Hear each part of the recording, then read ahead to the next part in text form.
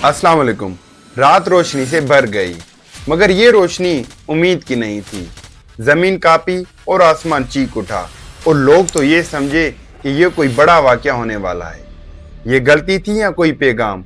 दो हम मजहब ममालिक पाकिस्तान और अफगानिस्तान, एक तारीख एक अकीदा, मगर आज फैसले इन्हें जुदा कर चुके हैं। एक बार फिर सरहद पर खामोशी टूटी और गोलियों की जुबान ने सफारतकारी के अल्फाजों को दबा दिया। मगर सवाल ये है कि अमन के वादे जंग के शोर में क्यों दब जाते हैं? पाकिस्तान और अफगानिस्तान के दरमियान एक मरतबा फिर झड़पें हुई है और ये झड़पें फिर एक मरतबा खैबर पख्तूनख्वा के साथ मिलने वाली सरहद पर भी हुई है और उधर बलूचिस्तान के साथ जो अफगानिस्तान की सरहद मिलती है वहाँ पर भी ये झड़पें हुई है। इन झड़पों में जानी नुकसान के भी दावे किए गए हैं। आगे बढ़ते हैं। पाक अफगान बॉर्डर पर इश्तियाल अंगेजी के बाद पाक फौज का मुंह तोड़ जवाब। तालिबान रेजीम की जंगबंदी की दरखास्त पर बाहमी रजामंदी के बाद बुध की शाम 6 बजे से आइंदा 48 घंटे के लिए आरसी जंगबंदी का फैसला।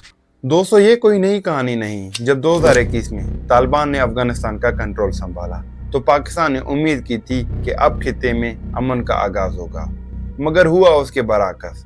टीटीपी ने 600 से ज्यादा पाकिस्तान में दहशतगर्दी के हमले किए और पाकिस्तान का मौक़िफ़ था कि वो गुरु अफगान सरजमीन को इस्तेमाल कर रहा है और वो सरहद जो हमेशा दोस्ती और भाईचारे की अलामत हुआ करती थी, आज दहशतगर्द और बदइत्तेमाद का निशाना बन चुकी है। अक्टूबर 2025 के आगाज में पाकिस्तान ने अफगानिस्तान के शहर कंधार में टीटीपी के मुकीम ठिकानों के ऊपर एयर स्ट्राइक और ड्रोन हमले किए।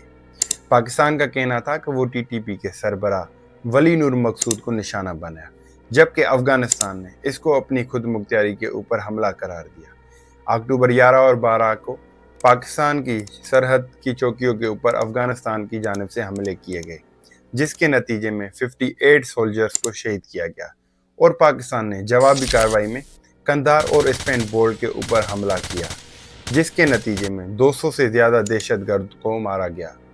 15 अक्टूबर की रात लड़ाई अपने अरूज पर थी। बिल आखिर आलमी कुव्वतों ने पाकिस्तान और अफगानिस्तान के दरमियान 48 घंटों का सीज फायर कायम किया, लेकिन सरहदें अभी भी बंद हैं। तुर्कम और चमन बॉर्डर के ऊपर हज़ारों लोग फंसे हुए हैं। अफगानिस्तान में खुराक की कमी बढ़ती जा रही है और दोनों ममालिक एक दूसरे के ऊपर इल्ज़ाम लगा रहे हैं। पाकिस्तान के वज़ीर दिफा ख्वाजा आसिफ का कहना है कि तालिबान इंडिया के इशारों के ऊपर काम कर रहे हैं, जबकि तालिबान के तर्जुमान ज़बीउल्लाह का कहना था कि वो अपनी सरजमीन की दिफा कर रहे हैं। सवाल ये नहीं कि पहले हमला किसने किया, सवाल ये है कि अमन का हाथ पहले किसने फैलाया।